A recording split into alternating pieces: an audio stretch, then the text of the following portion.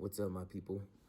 Welcome to what I believe is episode 4 of the Fonz Files. You're gonna have to bear with me on this one. I'm dying, falling asleep as I talk, but it's all right. We're gonna push through it. Just wanted to do a bit of reflection of these last couple days. Yesterday, we were able to visit the Twin Pagodas, which are considered to be the highest peak, I believe, of Thailand, part of the Himalayas. And so we're able to kind of do some trail walking, see the vegetation kind of change as you change elevation. And they had a super nice garden that they had there. Some of the monks walking around. You could kind of read the plaques that are descriptions of the Buddhist culture / religion or spirituality, and kind of just picking up on that information and taking it all in. The scenery was vast. Like, you can stand on the edge of some of the spots up there, and you could see above the trees, and you're kind of like up in the clouds and see pretty much everything from up there.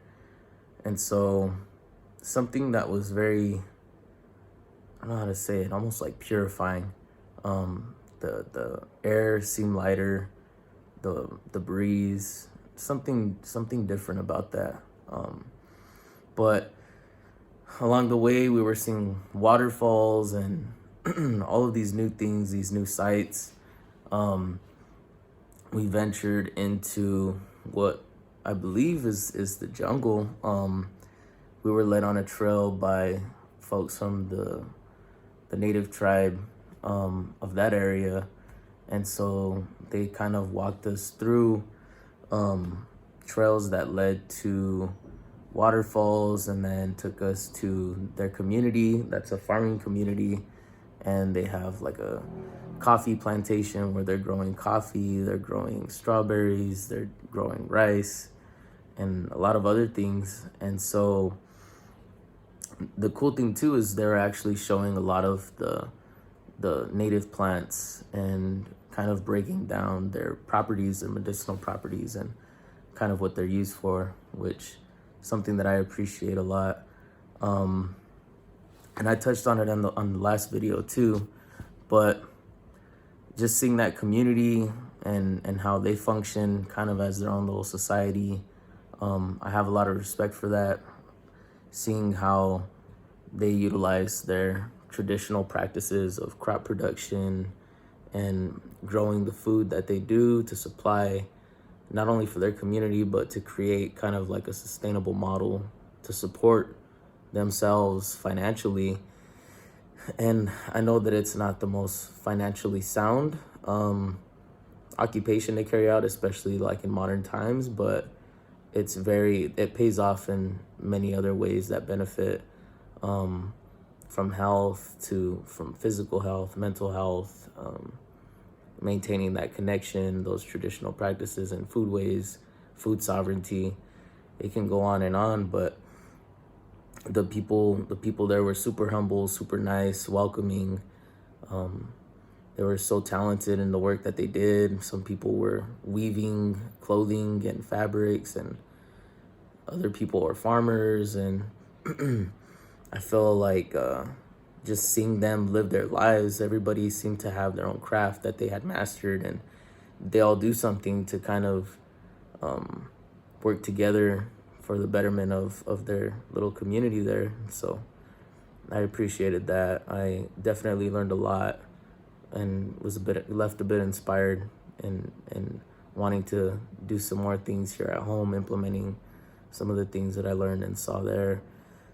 Today, we visited an elephant sanctuary, and we're able to interact and like touch, bathe elephants, which is a trip because I've never interacted with animals that big before, and we're able to see and witness kind of what those animals mean to this community. And it almost feels weird calling them animals, because they're really like part of the family, part of the community. It was mentioned that they've been there for generations.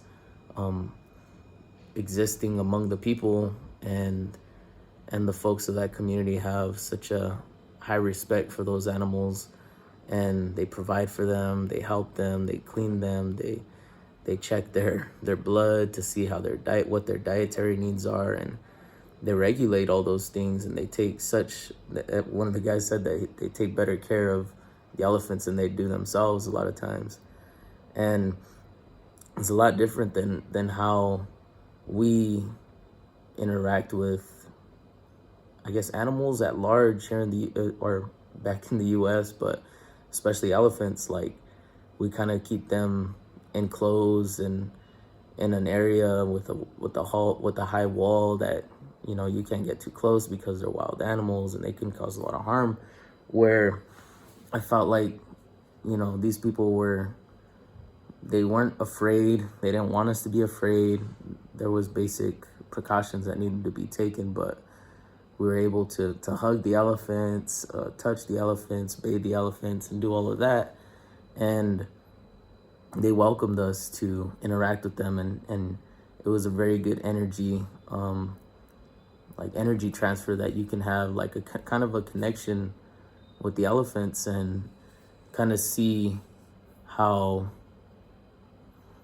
people of that community just hold them to such a high regard, and it's almost like on a spiritual level.